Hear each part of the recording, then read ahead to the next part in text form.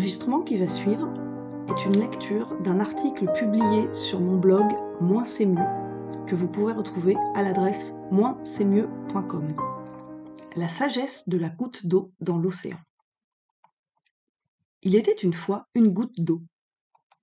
Elle vivait au milieu de l'océan, parmi toutes ses sœurs, les gouttes d'eau.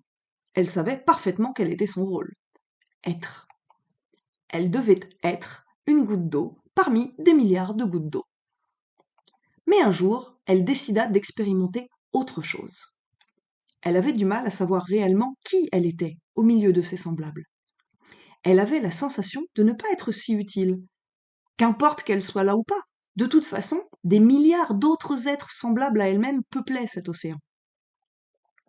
Elle ressentait le besoin de se tester dans d'autres conditions, de découvrir ses limites, de se confronter à une réalité moins paisible, moins confortable. Elle partit donc à l'aventure. Elle devint donc une goutte de pluie, puis une goutte de fleuve, une goutte de rivière, une goutte de ruisseau.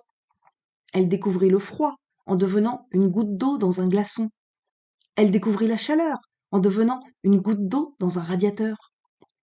Elle découvrit la saleté en devenant une goutte d'eau dans les égouts.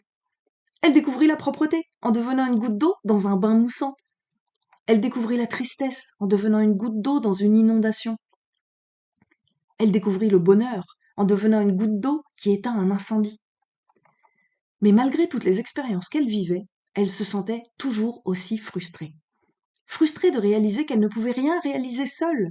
Elle devait sans cesse s'associer avec d'autres gouttes d'eau afin d'être réellement significative.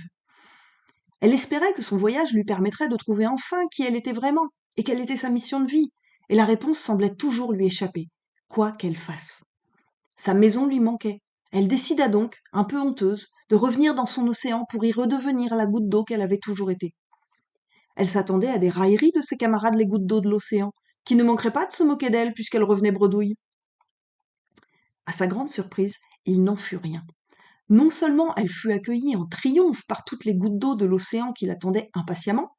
« Tu nous as tellement manqué, l'océan n'est pas le même lorsqu'il y manque une goutte d'eau. » Mais en plus, elles lui réclamèrent les récits de ses expériences loin de l'océan.